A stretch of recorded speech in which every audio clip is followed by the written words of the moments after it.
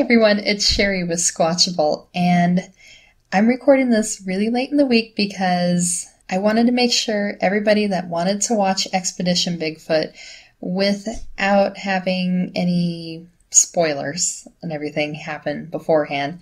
I'm sure you probably have seen spoilers, but I didn't want to contribute to the spoiler-thon. And I figured, okay, by Friday night, everybody should have seen it by now, looked at their DVR and stuff like that. So I'm doing this now. So if you're into the whole Bigfoot stuff, you've probably heard about this show by now, Expedition Bigfoot. It's also been in the news because of some footage that is shown on the show. Unfortunately, though, this episode, that was kind of like the teaser for probably the season. Kind of there, hey, let's stick around, hang out with us, and, this is what we're going to show you. We're going to show you leading up to it. I think that's what they were doing because I watched that episode twice, and I didn't see the moment when they recorded that. So maybe that's something that happens in the next episode, or maybe it's the build-up that's going to go through the season. I'm not sure. But it looks like some pretty cool footage. It's that thermal image one that's been talked about on like the major news stations. I think Fox News was talking about it. And I think it was on Live Science. And I think it was also reported on in The Guardian. So it has gone beyond Fox News. I know Fox News is kind of the go-to place if there's going to be Bigfoot stuff reported. Fox News will have it. But it looks like it went to the expanded world of news. I mean, Live Science, that's a pretty big deal. And also The Guardian, that's UK, that's a big deal over there. So that's kind of all I can say about that right now because we really haven't seen it being shown in the episode. This episode is kind of more of a get to know the team, see their research area. It kind of seems like the whole season is going to be focused in that research area, or maybe a few episodes is going to be focused in that research area, and then they're going to move to another one. I'm not sure, but we'll have to see how it goes. The members of the team, you've got Bryce Johnson, and if he looks familiar to you, I believe he's this handsome dude right there. I'm bad at faces. But he's actually been in many films and TV shows. Let me show you some of the things that he's been in. So if you go to his actual page, right there, Willow Creek, if you're a person that watches all the Bigfoot stuff that goes out there, movies, if you like everything from Harry and the Hendersons to slasher films, you've probably seen Willow Creek, and so you've probably seen his face before. And also plenty of other shows. It looks like he does some hop-ins, hop-outs, little, or the little small parts. It doesn't look like there's any that is mentioned as a big part, except for maybe the Willow Creek one, but that's where you may have seen him before if he looks familiar to you. And the other really notable person on here is Dr. Mariah Mayer, and with her, they made sure to really focus on it in the show. This is her, of course.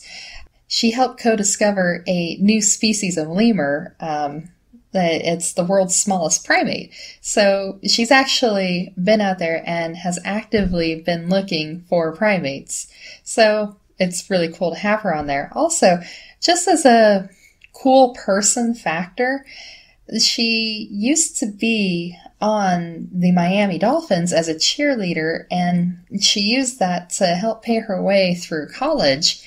And she's got a book out there. It's called Pink Boots and a Machete, My Journey from NFL Cheerleader to National Geographic Explorer. I mean, she sounds like an awesome person. So really cool to have her on there. And we have this gentleman here, Russell Accord. I think it's Russell Accord, sorry. And he is known for running the International Bigfoot Conference, the big one that is held over here on the West Coast that a lot of people go to. And he's an author of Footprints of a Legend and Bigfoot in the Tripwire. And he's a survivalist and a retired Army sergeant. So he's got some stuff behind him, and you've probably seen him around. I know I have, but it's not coming to my mind right now. And in this episode, there's a gentleman named Ryan RPG Golombiski. If I said that wrong, I am sorry. And with him, he's just kind of like, I guess you would say he's kind of like Josh Gates, but focusing on Bigfoot, going around looking for different Bigfoot-like creatures all over the world. And last but not least, it says that there is a person named Ronnie LeBlanc on here. I watched the episode twice, and I could have missed them, but I don't know. Apparently, Ronnie LeBlanc is on here, and I don't know. It could have been an ADD moment. Maybe he pops in later, and they wanted to make sure he wasn't forgotten. But I didn't see him in the first episode. But he's an independent researcher, screenwriter, author of a lot of books. The best-selling book, Monsterland: Encounters with UFOs, Bigfoot, and Orange Orbs. So you've got a pretty good group of people here. And like I said, some of these people, they should be rather familiar to you if you've been in the Bigfoot community for a while. So this first episode, it says that it was recorded May 31st of this year, 2019, and their search area is in Central Oregon, and it's about a 90,000 acre circle. And I'll mention this now, the highest peak there is over 6,000 feet. It'll become relevant later, but that kind of tells you that the rest of the area is probably all a lot lower, probably maybe 5,000, 4,000 feet, something like that. But the tallest peak there that they're dealing with is 6,000 feet. So it's not like it's, Rocky Mountain High kind of thing. So the pros of this show, the things that I like about it is how they're using data, because I find that that's the way that I see as being the way that Bigfoot will actually be found in a manner that the scientific community will accept that these creatures exist. And what I mean by that is just gathering up the sum of data that's coming there, finding out where the hot spots are, the timing of the hot spots. For me, I also like to look at all the other little signs of stuff, but for them it looks like they're mainly working off of the BFRO database, so they're probably getting the information of, okay, this is the time, the location, and they're working off of that. And I love the fact that they got the LiDAR out there. I've seen a lot of documentaries using LiDAR, and that stuff is awesome. It helps you be able to find some anomalies that maybe you just can't see. It helps you, I don't know, I guess the best way to say is that it gives you X-ray vision, so that way you can find where those caves may be, or in the case of this episode, they were using it to find trails. So that's awesome. Now I'm going to move on to, I wouldn't say they're cons, but they're things that I noticed that, maybe some of you might have noticed as well, but they kind of, And first of all, they are going out there with massive packs. I mean, Sean Evidence, the other person that's on this page, he carried an Infamous pack that was massively heavy. And these things looked like they were bigger than that Infamous pack that he tried carrying on the PCT that burned holes through his feet as he was walking. And these packs are massive. Now, I'm sure that they probably have to carry camera equipment, but then again, though, they got a whole crew next to them. You can see them being recorded as they're walking. So obviously they've got a camera crew that can carry their own cameras and stuff. So their packs look a little bit excessive, and I don't know. That's just me being finicky. I know it's a stupid thing to complain about, but I wonder, why are their packs so massive? And it'd be kind of nice to know why. Now, one thing that stood out to me really, really fast was when they went to go and talk with the lady that claimed to have been a witness for that area. And when she was talking about it, they had asked, oh, what kind of animals have you been seeing here? And she said, I saw 2 grizzlies and a black bear in the area. And Bryce, he's talking about this witness not being afraid of grizzlies, but the thing is, in Central Oregon, it's black bears only, really. I mean, there is a chance that maybe some grizzlies are trying to come that way, but most likely not. Those are just not something that you find in Central Oregon. Now, one thing that it could be is that, grizzlies are also AKA brown bears, or brown bears are AKA grizzlies. I guess you could say that. But a black bear can look brown. So it may be that she saw 2 brown colored black bears and then a black bear. But I don't think what she was seeing was the massive actual grizzly bears. Those guys are big. And so, with Bryce, he's like, oh, hey, she's not afraid of grizzlies. But the thing is that, he may have been attributing too much to that. And I don't know. I mean, that's something that a lot of people, if you're an outdoors person, you probably know that there's only really black bears there. But, Bryce being an actor, maybe he doesn't know that. But I kind of found that there, and I know that a lot of hunters out there are probably like, there ain't no brown bear, or there's no brown bears there, there's no grizzlies. So I don't know, that was something that stood out to me, and I hope that that doesn't happen in the future. It kind of, I don't know, it jumped out at me very fast. Another kind of thing is that their base camp is set so far away. It was set like 30 miles away, they said. I don't quite understand why it needs to be 30 miles away. I'm sure that there's a reason why, but nowadays you've got generators, you've got satellite. I mean, they're carrying sat phones anyways, so they can set up local Wi-Fi networks or whatever. I don't know. I'm not a high-tech person, but I don't think he really needed to be 30 miles away from his team. That's a long way. Yeah, or I guess the word I'm looking for is that it's a land. They could have set something like that up out there. They didn't need to send Bryce 30 miles away. And for this first episode, as with all first episode shows, you got to give a lot of forgiveness. A lot of TV shows, they suck the first episode. This one, it did not suck. But it looks like the team, they're not quite tight yet. I mean, they seem like they all care about each other, but I don't know. I mean, with finding Bigfoot, I mean, you had definite characters in there, and each person had their personality, and each person did their own thing. For me, right now, they all feel like they're kind of on the same level, kind of the same personality, and kind of all care for each other, and I don't see where there's going to be some, friction, some pushing back and forth and stuff like that. The things that made Finding Bigfoot really fun.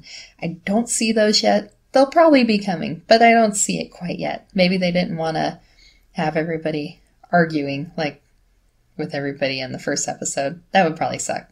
But that's my thoughts on that. And then the other thing, too, is that their night shots were kind of grainy. I would hope that they would be a little bit better, but they were following Russell Acord out there, and as they were walking around, he's like listening for things, and they're focusing on his face. At that moment, I would love it if they would be like, oh, thermal cam, let's look around, let's see what's out there.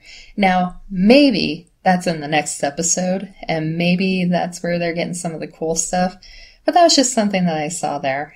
And like I said, they're not really cons. They're just things that I noticed. And this is the first episode, so I think it'll get better. And looking forward to seeing what happens in the next episode. Now, in this episode, the couple things that did happen is that RPG and Maria, they were out walking together and they found what they feel is a track, but they did say that it was not a clear or definitive one.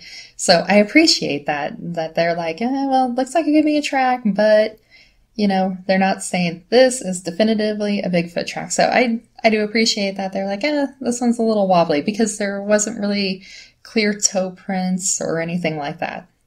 And the other big thing that happened in this episode is that RPG, he started having some nasty headaches, and he ended up needing to go to the hospital. So he left the scene. And with this area, like I said earlier, the elevation will matter. The thing is, the highest point there is 6,000 feet. He was probably at like some 5,000, 4,000 feet elevation, because he was not up at that high peak where Russell Acord was. So it's not really high enough for elevation sickness. So it's kind of odd. I kind of have my odds being that maybe his pack was too heavy and he was pinching a nerve in his neck. That's my thought. But Bryce, he alluded that maybe it was infrasound causing RPG's headaches. I don't know about that, because I would think that if there was infrasound happening, then Maria would also have headaches, because they were a team together out there. And RPG was the only one having the headache problem. So, I don't know. I'm kind of leaning towards maybe that massive pack was pinching a nerve in his neck and gave him a nasty headache. But this episode, they kind of left it at that, you know, hey, we're going to have to keep going on without him, because they don't have the results from the hospital yet. Hopefully, nothing bad. You know, hopefully it's just a headache problem. But then again, though, you know, someone to leave a research thing and have to go to the hospital, that was probably some nasty, nasty head-splitting headache problem. So, I don't know, we'll have to see. But pretty much that was kind of it that was happening in this first episode. Hopefully we'll see more going on, especially because they don't need to do the introductions anymore. They don't need to kind of give us the idea. Hopefully they've got more time to research and go along and let us follow them along and see what's happening. So I'm looking forward to it. And their next episode is on Sunday. And you'll have to look at where or what time it is based on your location. But it's on Travel Channel. I know that a lot of people maybe have been cutting the cord lately. I just wanted to let you know, I've cut the cord too. I'm not getting paid for this. I'm just letting you know that Philo is something that I use if you wanted to be able to get the Travel Channel and be able to see these shows. Oh, this reminds me. Okay, I wasn't able to get it recorded because I was like, wow, I wanted to record it, but it was after it already happened. Before Expedition Bigfoot, there was a really cool show. It was Legend of Bigfoot. You see it right here. Unfortunately, I couldn't save it to my online DVR, so I couldn't save that there. And I looked online, and it's not showing that it's being replayed again. So I looked online. I was trying to find, you know, when this would be playing again, and I can't find it, but I happened to catch like the tail end of this show here, Legend of Bigfoot, just before the Expedition Bigfoot show played. And it was really cool stuff. If you're into like the Paracas skulls and stuff like that, yeah, they're all up in there. It's really cool stuff. Keep your eye out for this and, you know, watch it if you can. For the little bit that I saw, I was like, wow, it was really cool.